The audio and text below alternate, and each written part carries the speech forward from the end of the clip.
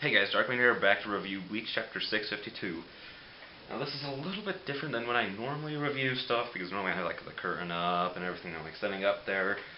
Now I'm just like sitting down, no curtain, I'm just down in the garage. And I have a reason for that. So I recorded, I got Bleach 652 to 658, the second chapter of the Ruby, and 2 Dragon Ball Supers recorded. But Bleach chapter 652-53, Ruby manga volume chapter 2, I mean, and Dragon Ball Super chapter 6 for some reason didn't record at all.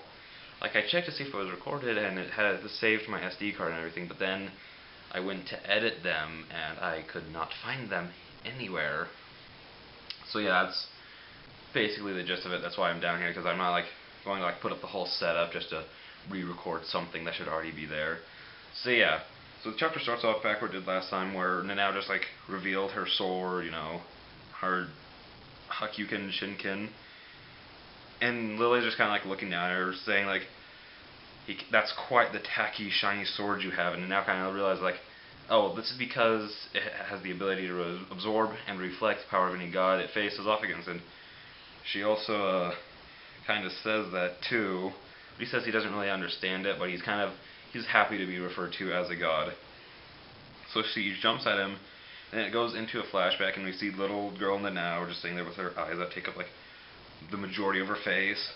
And it's Nanao's mom and what appears to be Shunshui, yeah it is, talking to each other, and she's kind of like giving him the sword, and telling him like it can only be used by the Issei family and all that stuff that we learned a little bit like chapters ago, like 1 or 2.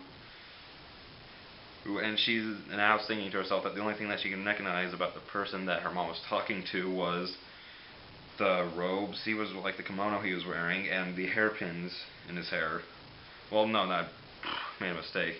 The only thing she could recognize about him was like his kimono and his hair.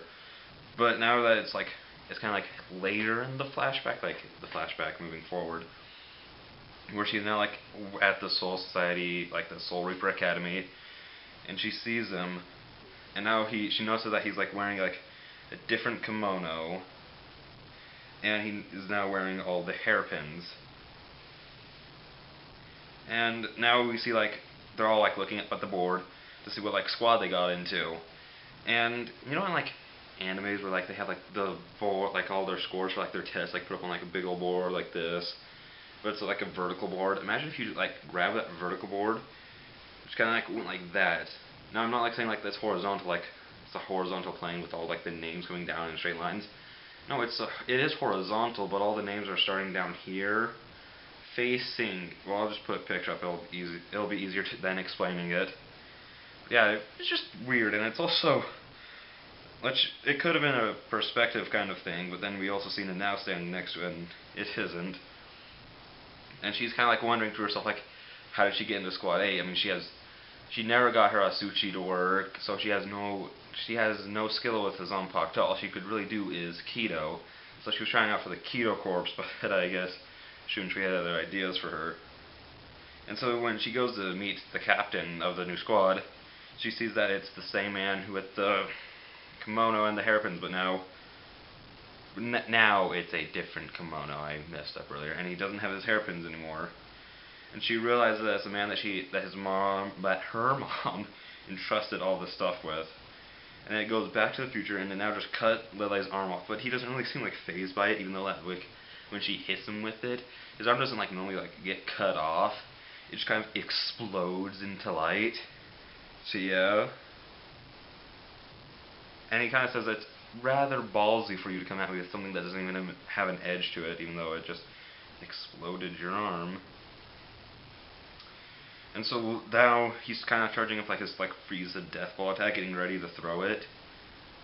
And then it goes back into another flashback with Shunshui talking about like, and it kind of like it shows like talking about like the execution, and that like Nao's mom was being executed for losing one of the sacred treasures, which I don't know if I explained it, but I will, about the sacred treasures, that the Issei family was in charge of protecting several treasures, one of them being the sword, and she gave it to Shunshui to try to like sever the curse that followed with it, you know, like all the husbands of the families dying because only women were born to it. And that's basically all it is, but he knows what's happening. And then it shows Shunshui at his brother's deathbed.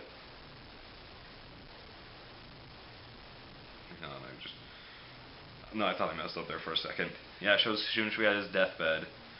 Shunshui's at his brother's deathbed, and he's giving him the hairpin that he has, which is showing like how he got it, you know.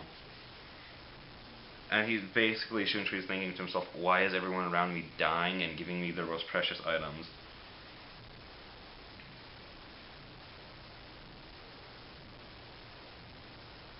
And then now the rest of the end of the chapter is right here. It's basically just Shunshui coming up out of the ground, well, up out of the shadow, and kind of saying like, let's go now, as he like grabs the sword too, getting ready to fight with her. That's the end of the chapter, and this is the part where I kind of like say like, oh, I think the blah blah blah is going to happen next time, but I already accidentally reviewed it. It just doesn't work because it's stupid. I just sound like a whining child, but whatever. Yep, that's the end of the chapter. See you next time.